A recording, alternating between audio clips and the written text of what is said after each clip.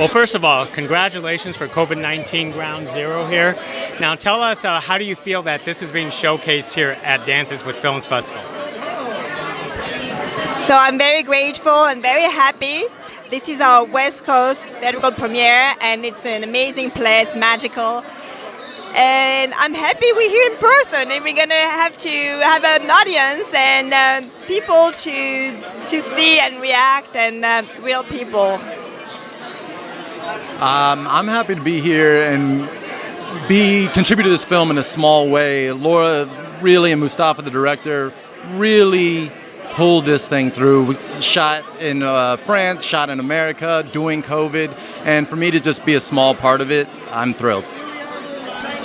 I'm really proud of my friend Laura, who managed to make a film at the beginning of COVID when everything was breaking down and everyone was scared, no one knew anything, and she wrote this movie, and then she produced it, and then she starred in it. And it's really a great movie and a testimony to indie films just still getting made. No matter what happens, we're still going to be there. Damn right. And I'm glad that we get to celebrate her in person. Mm-hmm.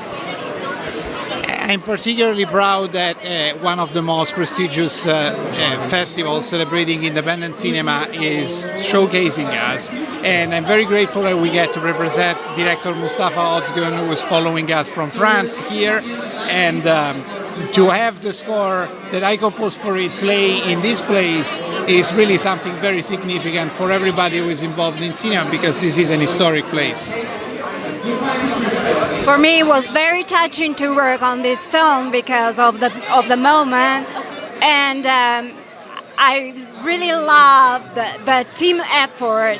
Being a team, despite the separation, the isolation, made all the film come together so well and amazingly well, and that's where the strength is, the team. So glad to be part of it. And Mustafa, the director, is in France. Unfortunately, he can't be here, but he's with us with his heart. His heart is with us. Most excellent. Well, one more thing before I let you go, because this is about COVID-19, and this kind of touched a little too close, especially the fact that it was filmed during that, during that time period. Well, we're still living in that time period. So how do you guys, kind of survive on that day-to-day and be on the production set at the same time? It was definitely a challenge. As a matter of fact, I was still talking to doctors and nurses as we were filming, and because every day was changing, and there were new info every day. And I even rewrote a couple of scenes because I talked to this doctor. I had to be his voice, and I even put some of his lines. It was so, and I think it's very. I showed the movie to a couple of nurses, and they told me, "Oh, thank you for being our voices." So we forget so quickly, but these healthcare workers were so amazing and really put their lives, on the line, because they didn't have masks, didn't have anything to help and save lives. So yes, yeah, humble to be their voices. I'll say that my story arc has a lot to do with the Black Lives Matter movement.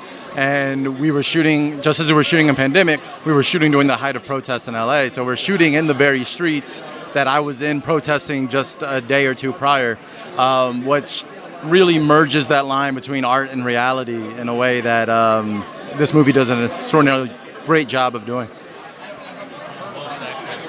All right. Well, hey, everyone, congratulations once again for this film, COVID-19 Ground Zero, and enjoy the rest of Dances with Film Festival. Can't wait, everyone, to check out this film. Thank you for having us. Thank you. Appreciate it.